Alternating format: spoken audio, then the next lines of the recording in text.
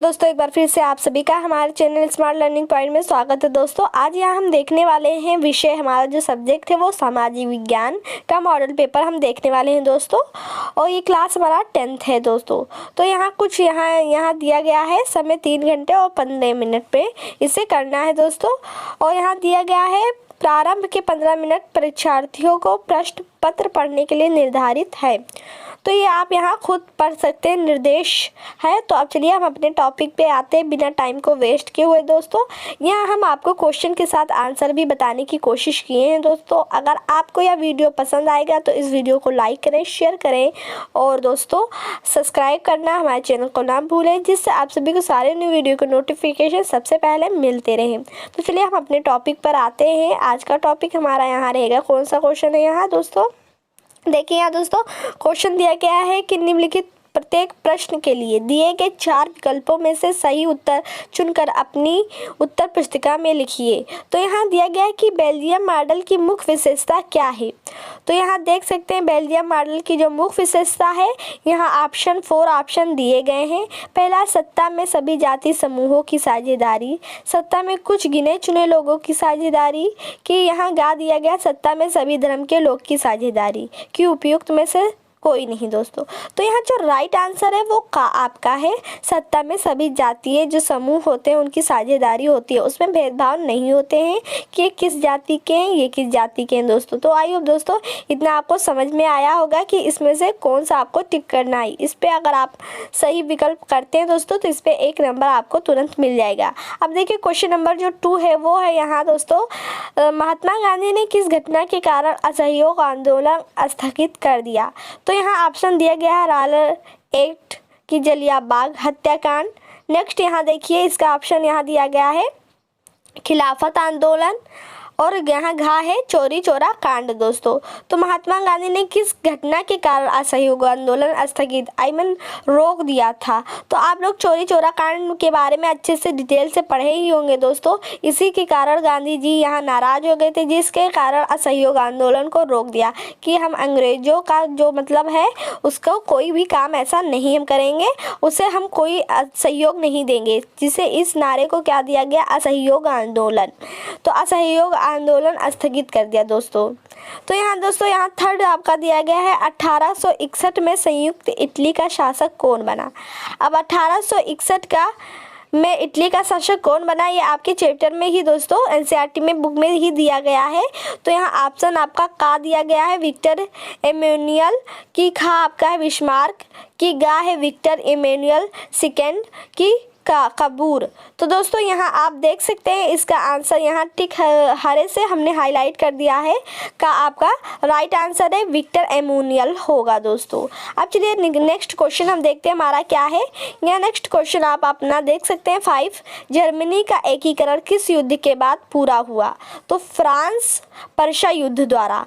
तो पहले ऑप्शन आप लोग यहाँ पढ़िए, फिर उसके बाद में राइट आंसर को देखिए ऑस्ट्रिया पर्शिया युद्ध द्वारा, कि फ्रांस पर्शिया युद्ध द्वारा, कि फ्रांस ऑस्ट्रिया युद्ध पर द्वारा, कि इनमें से कोई नहीं। तो इसमें जो राइट आंसर है जर्मनी का एकीकरण किस युद्ध के बाद पूरा हुआ, तो वो था हमारा फ्रांस पर्शिया युद्ध द्वारा।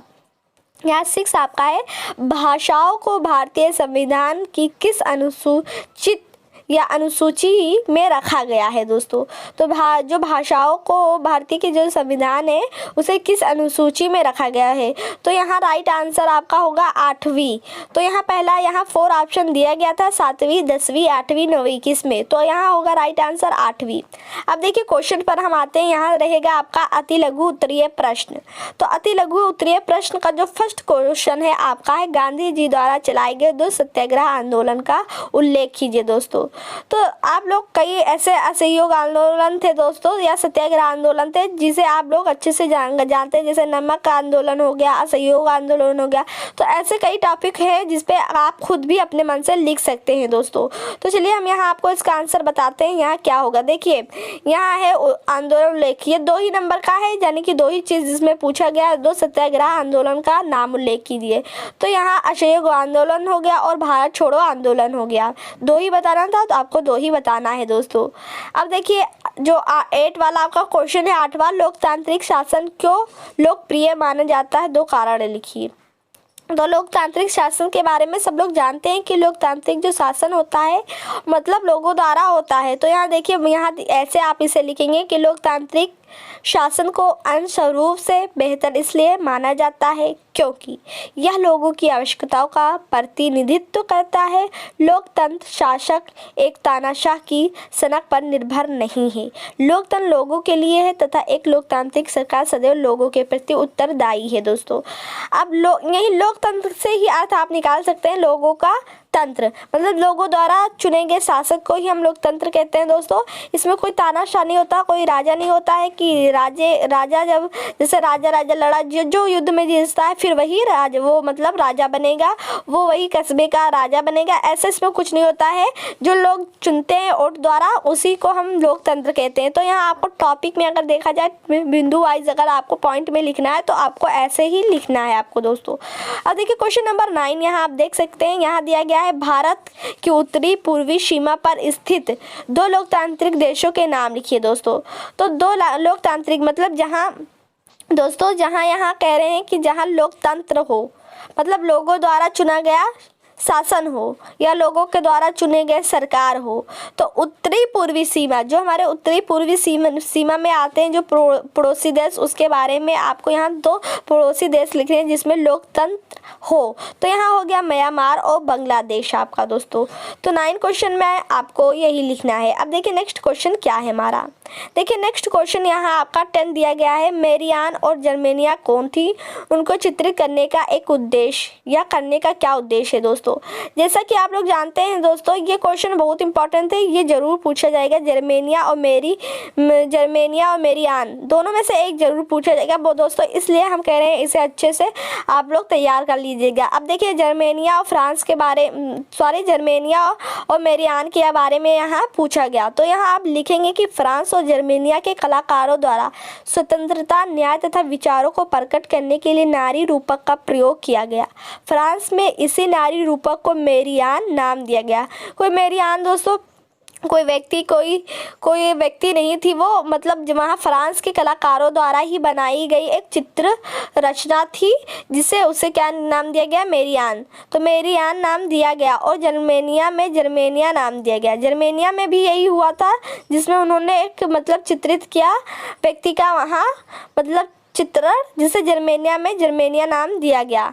अब देखिए यहाँ दिया गया है मेरियान, थोड़ा डिटेल में, इसने जन राष्ट्रीय के विचारों को रेखांकित किया। इसके चिन्ह भी स्वतंत्र और गणतंत्र के थे, लाल टोपी, तिरंगा और कलगी। इसके बारे में आप लोगों ने पढ़ा, बुक में दिया है एनसीईआरटी में। मेरियान की प्रतिमाएं चौकों पर लगाई गई ताकि जनता को एकता के राष्ट्रीय प्रतीक की याद आती रहे। तो वहाँ के कलाकारों ने इस प्रकार से इसे बनाया कि जहाँ के वहाँ के लोग जो थे वो राष्ट्रीय प्रतीक की एकता याद आती रही। मेरियान की छवि डाक टिकटों पर अंकित की गई। तो मेरियान की जो मतलब जो चित्र थे या छवि थी उसकी वो डाक टिकटों पर भी अंकित कर दिया गया। जर्मेनिया यहाँ दिया गया, हेडिंग डालेंगे जर्मेनिया, फिर यहाँ हेडिंग के बाद में लिखेंगे जर्मेनिया जर्मन राष्ट्र का रूपक बन गई। जो जर्मेनिया थी वो जर्मन राष्ट्र का रूपक थी। फिर यहाँ कहा गया चक्षुष अभिव्यक्तियों में जर्मेनिया बलूत वृक्ष के पत्तों को पहनती है क्योंकि जर्मन बलूत वीरता का प्रतीक है। तो यहाँ जो चित्रित किया गया वो किस बलूत वृक्ष के पत्तों को पहनती है। तो वहाँ के बलूत की जो वृक्ष के पत्ते होते हैं दोस्तों, वहाँ के लोग उसे किसके प्रतीक मानते हैं, वीरता का प्रतीक। तो आई होप दोस्तों मेरियान और जर्मेनिया के बारे में आप लोगों ने समझा कि जर्मेनिया और मेरियान कौन थी। फिर नेक्स्ट क्वेश्चन यहाँ देखते हैं हमारा क्या है। नेक्स्ट क्वेश्चन आपका दोस्तों यहाँ दिया गया है, सत्ता की साझेदारी क्या है, यह क्यों आवश्यक है, किन्हीं 2 कारणों का उल्लेख कीजिए। दोस्तों साथ में हम इंपॉर्टेंट क्वेश्चन आपको बता रहे हैं दोस्तों, इसी में से कुछ क्वेश्चन आपके फंस सकते हैं एग्जाम में। तो दोस्तों इसे भी अच्छे से स्टडी कर लीजिएगा।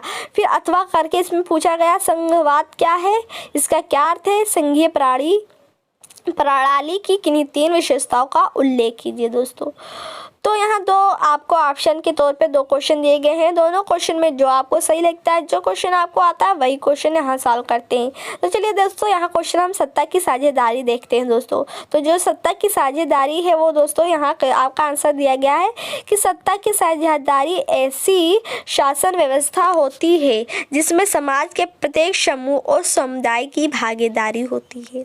तो सत्ता की साझेदारी यानी कि सत्ता के साझेदारी समान रूप से, तो ही यहाँ दिया गया समुदाय की भागीदारी होती है। सत्ता की साझेदारी ही लोकतंत्र का मूल मंत्र है। लोकतांत्रिक सरकार में प्रत्येक नागरिक की हिस्सेदारी होती है जो भागीदारी के द्वारा संभव हो पाती है। लोकतंत्र शासन व्यवस्था में नागरिकों के पास इस बात का अधिकार रहता है कि शासन के तरीकों के बारे में उनसे सलाह ली जाए। तो इसी को हम क्या कहेंगे, सत्ता की साझेदारी, जिसमें लोगों का शासन एकदम बराबर से हो। लोग जो चुनते हैं वो समुदाय जो होते हैं उनकी बराबर भागीदारी हो।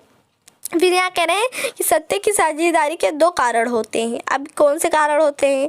यहाँ कह रहे हैं कि एक यह है कि समझदारी भरा कारण और दूसरा है नैतिक कारण।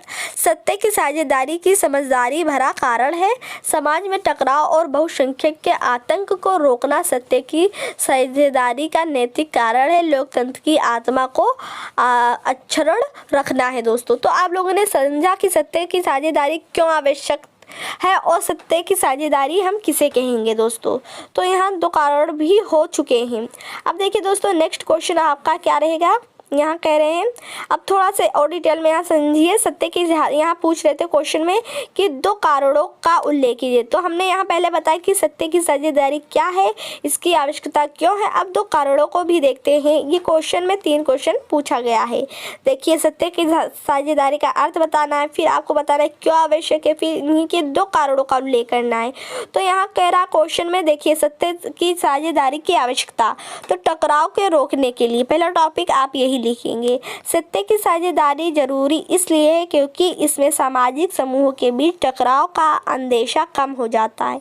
क्योंकि सामाजिक टकराव आगे बढ़कर अक्सर हिंसा और राजनीतिक अस्थिरता का रूप ले लेता है, इसलिए सत्ता की साझेदारी राजनीतिक व्यवस्था के स्थायित्व के लिए अच्छा है।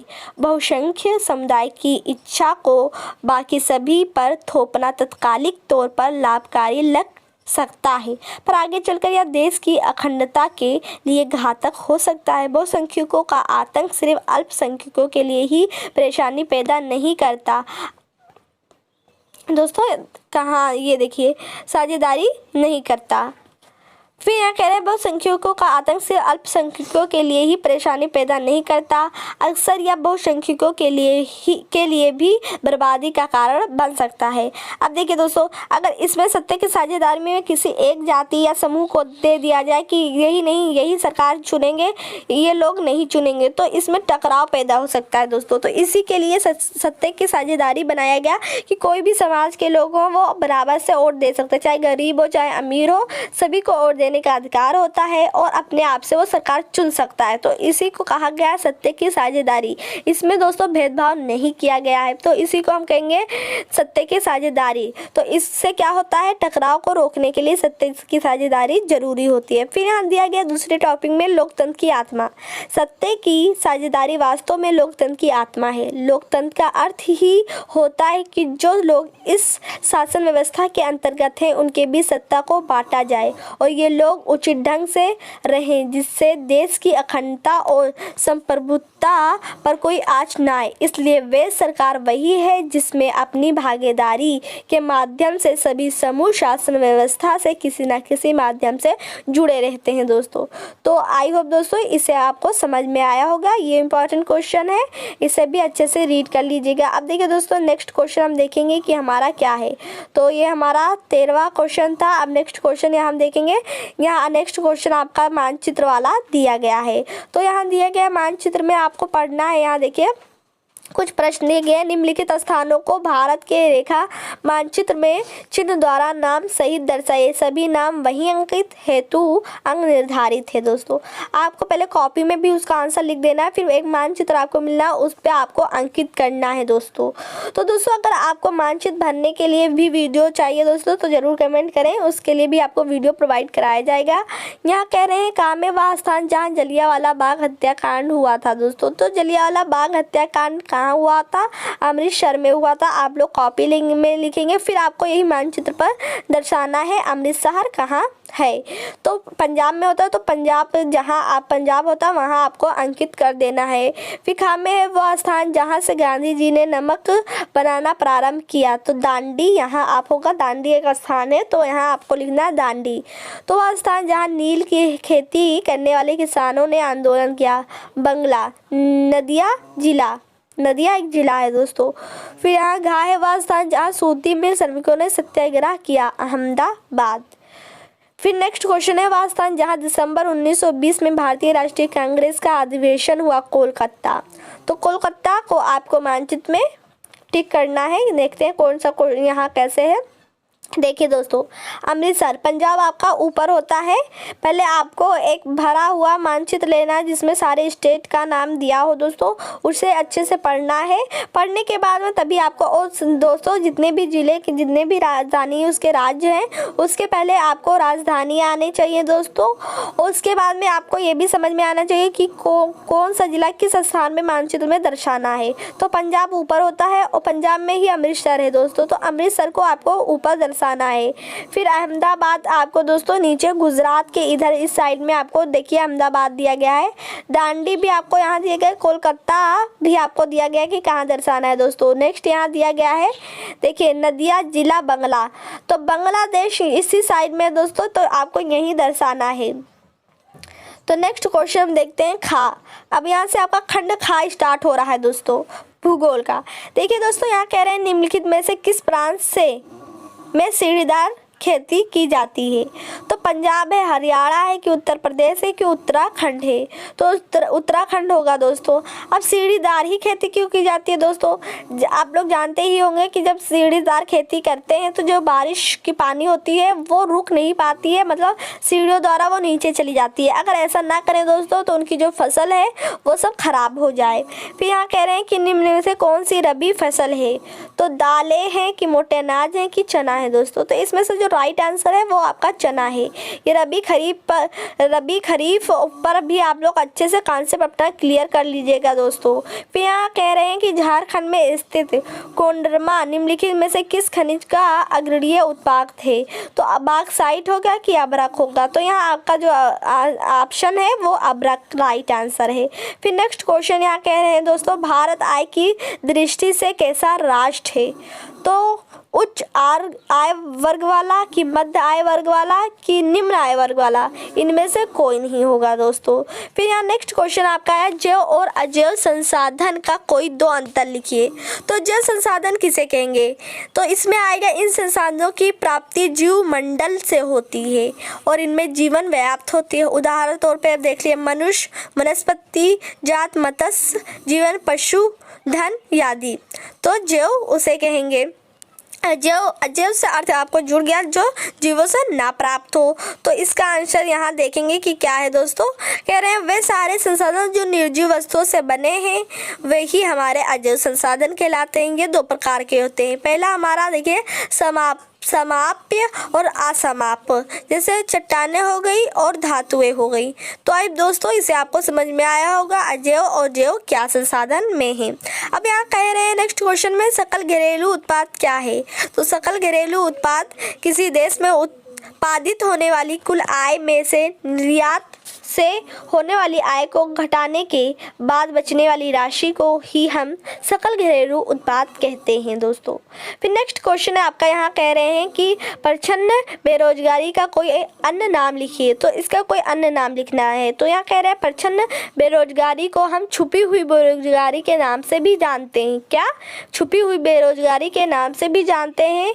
यह वह स्थिति है जब एक श्रमिक काम तो कर कर रहा होता है लेकिन उसकी क्षमता का पूरा उपयोग नहीं हो पाता, तो इसे हम क्या कहेंगे? छुपी हुई बेरोजगारी। अब दोस्तों नेक्स्ट क्वेश्चन यहाँ है आपका, आग्नेय तथा कायांतरी चट्टाने में खनिज का निर्माण किस प्रकार होता है? अथवा में क्वेश्चन है, किसी एक पेय फसल का नाम, उसके उगाने के लिए अनुकूल भौगोलिक परिस्थिति का विवरण लिखिए। तो नेक्स्ट पहला फर्स्ट क्वेश्चन यहाँ दिया गया है, आग्नेय तथा कायांतरी चट्टान में। तो दूसरा वाला खुद भी आप लोग समझ सकते हैं कि पेय फसल क्या है। तो जैसे चाय हो गए, तो चाय कहाँ आपका उत्पाद होता है दोस्तों? असम में। तो असम में कैसे अनुकूल परिस्थितियाँ होती हैं, उसके लिए कैसे वातावरण चाहिए, ये आपके बुक में ही दिया गया है दोस्तों, भूगोल में।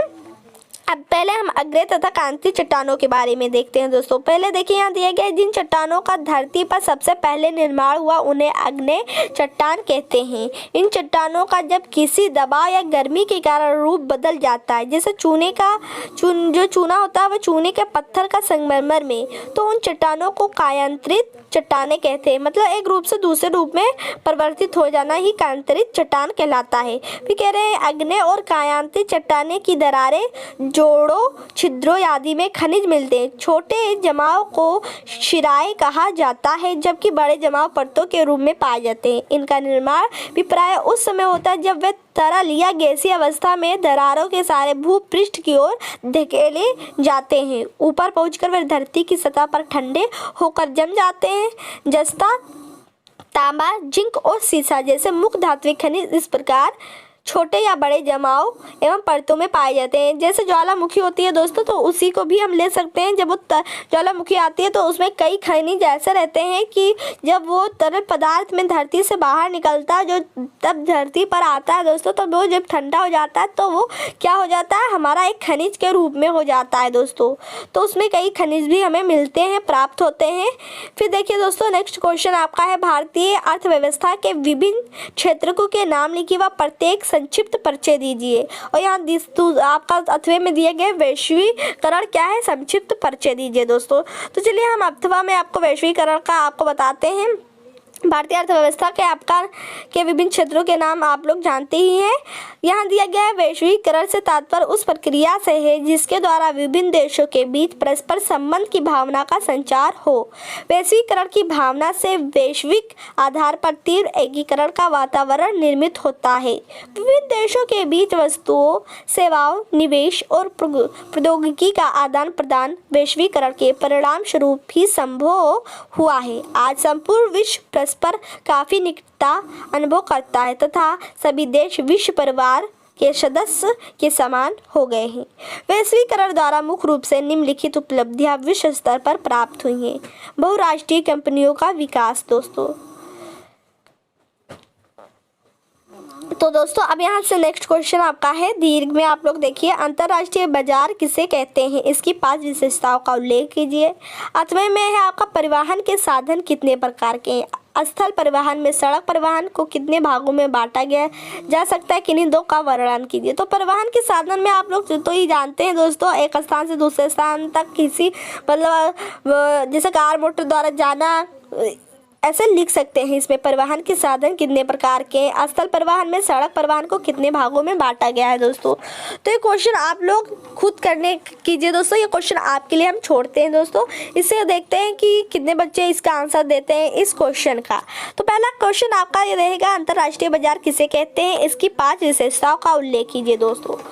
अभी लास्ट में आपको कुछ 1-2 इंपॉर्टेंट क्वेश्चन बताएंगे जो कि इस मॉडल पेपर में नहीं दिया गया है दोस्तों, तो लास्ट तक बने रहिएगा। देखिए यहाँ कह रहा है, अंतर्राष्ट्रीय बाजार जब किसी वस्तु के क्रेता विक्रेता विश्व के विभिन्न राष्ट्रों से वस्तुओं का क्रय विक्रय करते हैं, या जब किसी वस्तु की मांग देश व विदेश में हो तो उस वस्तु का बाजार अंतर्राष्ट्रीय होता है। मतलब उच्च स्तर पर उसका राष्ट्र के तौर पर आदान प्रदान, जब एक राज्य से मतलब एक राज्य से नहीं दोस्तों, एक देश से दूसरे देश में उसको लाया जाता है, क्या कहा जाता है? उसको अंतर्राष्ट्रीय कहा जाता है। जैसे सोना, चांदी, चाय, गेहूं आदि वस्तुओं के बाजार अंतर्राष्ट्रीय हैं। अंतर्राष्ट्रीय की विशेषताएं यहाँ देखिए दिया गया है। अंतर्राष्ट्रीय यहाँ विशेषताएं भी पूछे गए थे, तो यहाँ विशेषताओं में देखिए, अंतर्राष्ट्रीय बाजार उन ग्राहकों की आवश्यकताओं करता है जिनकी किसी विशिष्ट सामान की जरूरत हो। आवश्यकताओं करता है जो किसी विशिष्ट सामान की आवश्यकता या ज़रूरत हो। देखिए फिर यहाँ कह रहे हैं अंतर्राष्ट्रीय बाजार ग्राहकों को या फर्मों को खरीद गए माल पर प्रीमियम के रूप में भुगतान करने के लिए देता है दोस्तों। फिर नेक्स्ट क्वेश्चन यहाँ से आपका रहेगा, भारत में उपभोक्ता को समर्थ बनाने के लिए सरकार द्वारा किन कानूनी मापदंडों को लागू करना चाहिए और वैश्वीकरण का प्रभाव एक समान नहीं, इस कथन की अपने शब्दों में व्याख्या कीजिए दोस्तों। तो यही क्वेश्चन सेम मिलता जुलता अभी हम आपको स्टार्टिंग में बताएं दोस्तों, तो अगर आपने देखा होगा तो इसका आंसर आप लोग दे जाएंगे वैश्वीकरण का। तो अथवा का चलिए हम बता ही देते हैं इसका। पहला क्वेश्चन तो आपका है, भारत में उपभोक्ता को समर्थ बनाने के लिए सरकार द्वारा किन कानूनी मापदंडों को लागू करना चाहिए दोस्तों। तो उपभोक्ता के बारे में आप लोग अच्छे से ही जानते हैं दोस्तों, यहाँ दिया गया है अथवे में वैश्वीकरण। तो चलिए इसका ही हम आपको बता देते हैं। यहाँ कह रहे हैं विभिन्न देशों के बीच परस्पर संबंध और तीव्र एकीकरण की प्रक्रिया ही वैश्वीकरण है। वैश्वीकरण का विश्व के सभी देशों पर गहरा प्रभाव पड़ा, किंतु यह प्रभाव एक समान नहीं। स्थानीय एवं विदेशी उत्पादकों के बीच प्रतिस्पर्धाओं में धनी वर्ग के उपभोक्ताओं को लाभ हुआ। इन उपभोक्ताओं के समक्ष पहले से अधिक विकल्प हैं और वे अनेक उत्पादों की उत्कृष्टता, गुणवत्ता और कम कीमत से लाभान्वित हो रहे हैं। प्रमाणतः ये लोग पहले की अपेक्षा एक उच्च जीवन स्तर का उपभोग कर रहे हैं। तो इसके प्रभाव को आप लोगों ने समझा। फिर कह रहे हैं वैश्वीकरण से बड़ी संख्या में छोटे उत्पादों और कर्मचारियों को कई चुनौतियों का सामना करना पड़ता है। बैटरी, प्लास्टिक, खिलौना, टायर, डेयरी उत्पाद एवं खाद्य तेल के उद्योग कुछ ऐसे उदाहरण हैं जहां प्रतिस्पर्धा के कारण छोटे निर्माता टिक नहीं सके। मतलब जो जैसे पहले दोस्तों आप लोग जानते होंगे पहले घर में ही कढ़ाई सिलाई बुनाई होता था, पर दोस्तों जब से बड़ी बड़ी मशीनें आ गई हैं ये तब तक दोस्तों उनके हाथ के सिलाई के जो होते हैं उनके जो वैल्यू है वो घट गए हैं दोस्तों।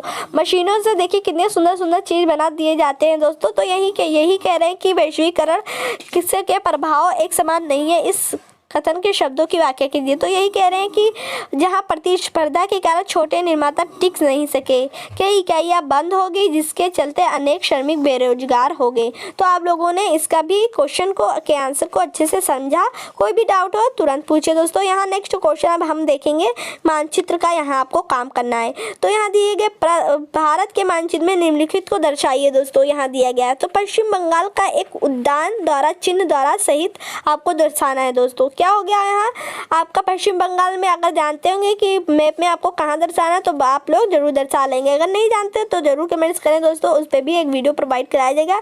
यहाँ कह रहा है सुंदरवन राष्ट्रीय उद्यान, तो इसका आंसर होगा सुंदर राष्ट्रीय उद्यान। यहाँ एक उद्यान की यहाँ आपको चिन्ह द्वारा दर्शाना था दोस्तों, तो यहाँ हो जाएगा सुंदरवन राष्ट्रीय उद्यान जो कि पश्चिम बंगाल में है। फिर कह रहा है नर्मदा नदी पर बने बांध चिन्ह द्वारा नाम शहीद दर्शाइए, तो यहाँ हो जाएगा सरदार सरोवर, गुजरात, केवडिया गांव। फिर महानदी चिन्ह द्वारा आपको दर्शाना है, यहाँ चिन्ह भी दे दिया गया है। पहले तो आपको कॉपी में दोस्तों आंसर लिख लेना है, फिर आपको मानचित्र में दर्शाना है। तो यहाँ रायपुर है जो कि छत्तीसगढ़ में है। फिर यहाँ है नेक्स्ट क्वेश्चन, झारखंड का एक कोयला क्षेत्र आपको दर्शाना है चिन्ह द्वारा, तो झरिया खाद्यान, धनबाद, झारखंड। फिर यहाँ नेक्स्ट क्वेश्चन, भारत के पूर्वी तट पर स्थित एक पत्तन चिन्ह द्वारा दर्शाइए दोस्तों। तो प्रायद्वीप क्या हो जाएगा, प्रायद्वीप आपका उड़ीसा हो जाएगा। पूर्वी तट पर जो तट पर हो, नदी के किनारे हो दोस्तों। और पत्तन आप लोग दोस्तों जानते हैं जहाँ से मतलब वस्तुओं का आदान प्रदान होता है, तो ये प्रायद्वीप कहाँ है आपका, उड़ीसा।